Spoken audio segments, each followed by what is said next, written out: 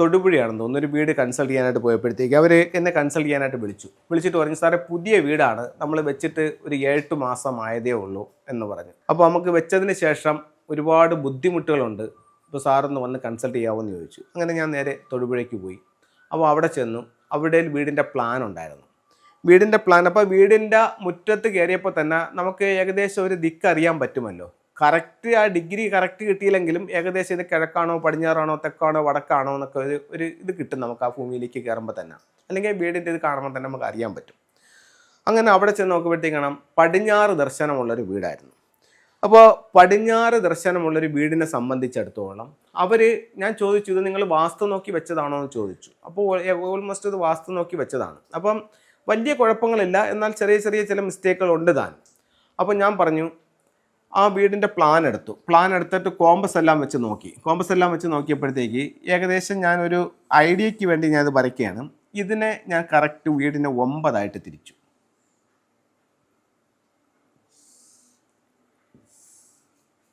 ഇത് സൗത്ത്, ഇത് നോർത്ത്, ഇത് വെസ്റ്റ്, ഇത് ഈസ്റ്റ്. ഇത് സൗത്ത് ഈസ്റ്റ് അഗ്നികോണ്, സൗത്ത് വെസ്റ്റ് കന്നിമൂല, നോർത്ത് വെസ്റ്റ് വായുകോണ്, നോർത്ത് ഈസ്റ്റ് ഈശാനകോണ്. അപ്പോൾ അവരുടെ പ്രധാന ഡോർ നിൽക്കുന്നതെന്ന് പറഞ്ഞു കഴിഞ്ഞാൽ ഇവിടെ ഈ ഭാഗത്തായിട്ടാണ് ഡോർ നിൽക്കുന്നത്. അതായത് ഈ ഭാഗത്ത്, അതായത് ഈ പകുതിയിൽ നിന്നും വിട്ടിട്ട് ഇപ്പുറത്തേക്കാണ് നിൽക്കുന്നത്. അപ്പോൾ ഞാൻ നോക്കിയപ്പോൾ കൊള്ളാം, വാസ്തുപ്രകാരം അവർ ഉച്ചത്തിൽ കൊണ്ടുവന്ന് ഡോറ് വെച്ചിട്ടുണ്ട്, അത് നല്ലതാണ്. എന്നിട്ട് ഞാൻ ഈ വീടിൻ്റെ ഫ്ലൈങ് സ്റ്റാറൊക്കെ എടുത്തു. ഫ്ലൈങ് സ്റ്റാർ നമ്പർ എടുത്തപ്പോൾ ഫ്ലൈങ് സ്റ്റാർ നമ്പറിൽ കുഴപ്പമില്ല. പക്ഷേ 2024 കാര്യമാണ് നമ്മൾ സംസാരിക്കുന്നത്, 2024. അപ്പം ഈ 2024 ആ വർഷത്തെ നക്ഷത്രങ്ങളുണ്ടല്ലോ, അത് എല്ലായിടത്തും ഉണ്ടല്ലോ. അപ്പോൾ 2024 ഈ പടിഞ്ഞാറ് വശത്തൊരു നക്ഷത്രം വന്നിട്ടുണ്ടാകുമല്ലോ. തെക്ക് പടിഞ്ഞാറ് നിൽക്കുന്ന നക്ഷത്രം 9. ഇത് ഇവരുടെ ബെഡ്റൂമാണ്, അത് കുഴപ്പമില്ല. ഇവിടെ നിൽക്കുന്ന നക്ഷത്രം എന്ന് പറയുന്നത് 5. 5 ഇവരെങ്ങനെ സ്വാധീനിക്കും?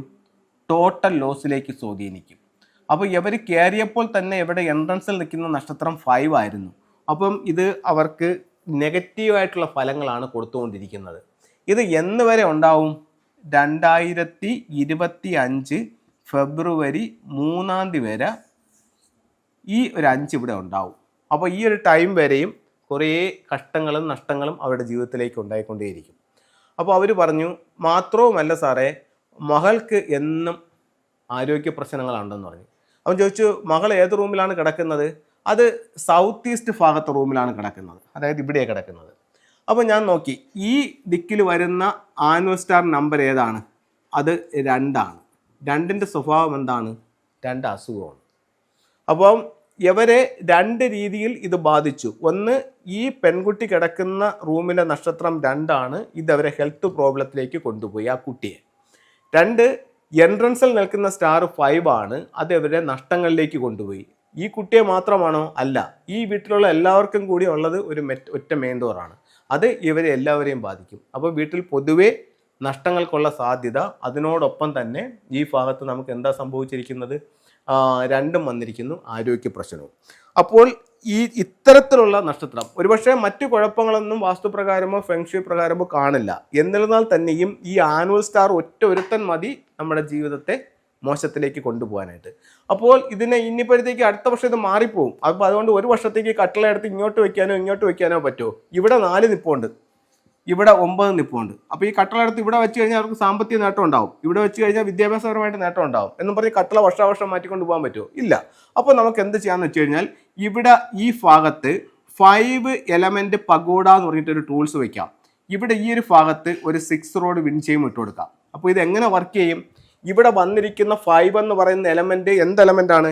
എർത്ത് എലമെൻ്റാണ്. ഈ എർത്ത് എലമെൻറ്റിനെ സ്വാഭാവികമായും വീക്കാക്കാൻ ഏത് എലമെൻറ്റിന് സാധിക്കും? ഈ മെറ്റൽ എനർജിക്ക് സാധിക്കും. അപ്പോൾ ഈ 5 എലമെൻറ്റും 6 റോഡ് വിൻചെയിം കൂടെ ചേർന്നിട്ട് ഈ 5ൻ്റെ എനർജിയെ കുറയ്ക്കും.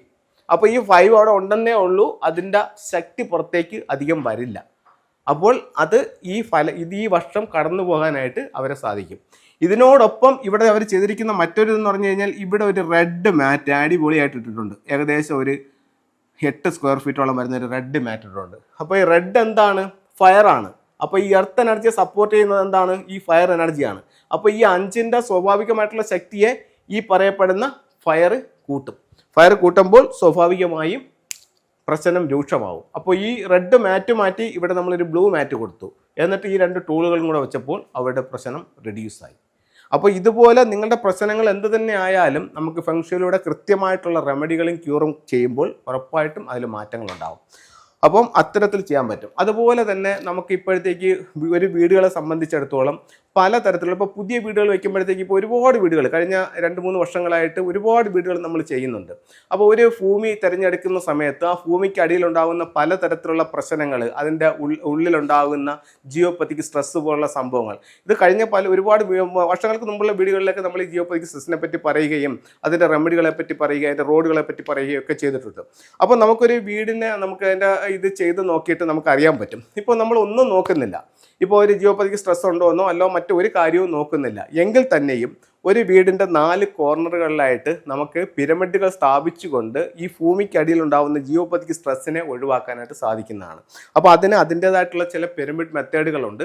അപ്പോൾ ഇതുപോലുള്ള കോപ്പർ പിരമിഡുകൾ നമുക്ക് അതിന് വേണ്ടിയിട്ട് യൂസ് ചെയ്യാവുന്നതാണ്. അത് ഉപയോഗിക്കുമ്പോഴത്തേക്ക് ഇത്തരത്തിലുള്ള ആ ഒരു നെഗറ്റീവ് എനർജിയെ ഒഴിവാക്കാനും നല്ല ഒരു അന്തരീക്ഷത്തിലേക്ക് അല്ലെങ്കിൽ നല്ലൊരു എനർജിയിലേക്ക് നമുക്ക് അവിടെ കിടക്കാനും ആ ഉണ്ടാകാവുന്ന ആ ഒരു നെഗറ്റീവ് എനർജിയെ ന്യൂട്രലൈസ് ചെയ്യാനും ഒക്കെ ഈ പിരമിഡുകൾ കൊണ്ടും ഈ മെറ്റൽ കൊണ്ടും ഒക്കെ സാധിക്കുന്നതാണ്.